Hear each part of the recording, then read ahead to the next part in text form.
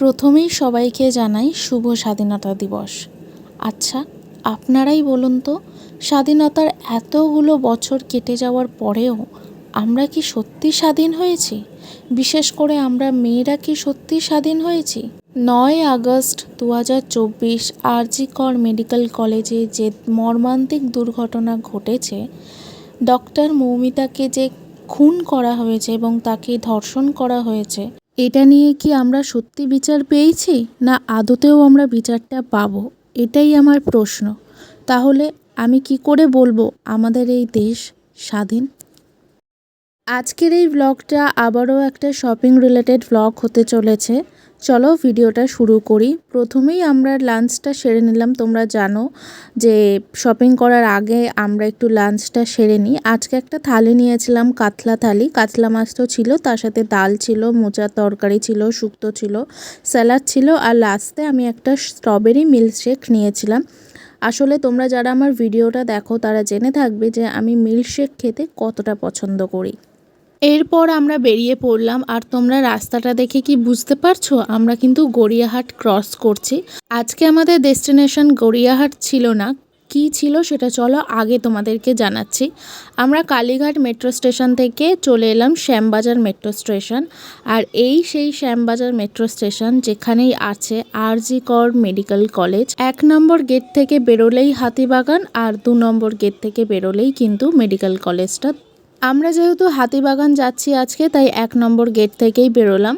আর বেরিয়েই তোমাদেরকে কিছু কালেকশন দেখানো শুরু করলাম। আর এবারে গিয়ে যেটা আমি বুঝলাম, কালেকশন পুজোর অলরেডি ঢুকে গেছে, জন্মাষ্টমীর কালেকশন ঢুকেছে। আর যেহেতু সামনে রাখি, তো সামনের রাখির জন্য তো ভ্যারাইটি রাখি উঠেছে, মানে খুব সুন্দর সুন্দর জিনিস উঠেছে। আমার বেশ পছন্দ হয়েছে এবারে হাতিবাগানের কালেকশন। আর এই ফুলগুলো তো দারুণ লাগছিলো, ভেবেছিলাম একটু নেব। আর যেহেতু এটা ফিক্সড প্রাইস ছিল, কোনো রকম বার্গেনিং করা যাবে না, তাই জন্য আর কিছু নিইনি। আমরা সামনের দিকে এগিয়ে চললাম। যেতে যেতে আমরা ভাবলাম যে আজকে একটু অন্য রকম কিছু এক্সপ্লোর করা যাক। আমরা তো দেখছিলাম বাইরের কালেকশানগুলো, তবে আজকে আমরা গিয়েছিলাম একটু বাজার কলকাতা, মানে হাতিবাগানের যে আউটলেটটা বাজার কলকাতার, ওটাতে গেছিলাম। আর মেন্স কালেকশান দেখো, তোমাদের সাথে আমি বেশ শেয়ার করেছি।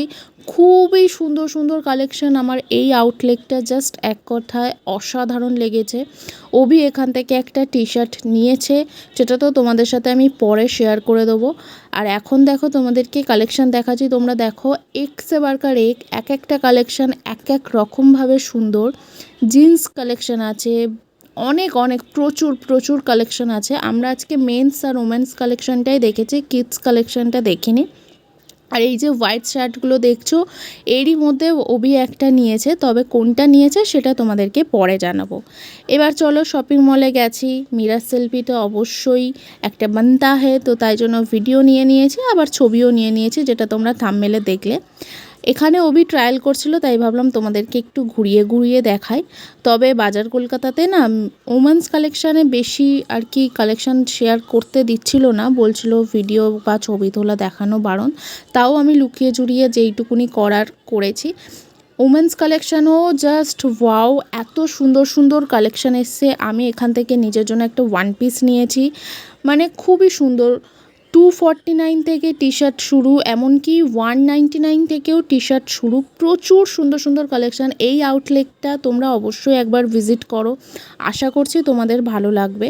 তারপর আমরা এখান থেকে শপিং করার পর বেরিয়ে পড়েছিলাম। আর আমার একটা ব্যাগ নেওয়ার ছিল, তো একটা ব্যাগ নিয়েছি। তারপর আর কিছু করিনি, সোজা বাড়িতে চলে এসেছি। আর ভিডিওটা এন্ডও করা হয়নি, কারণ আমার শরীরটা না ভীষণ খারাপ লাগছিলো।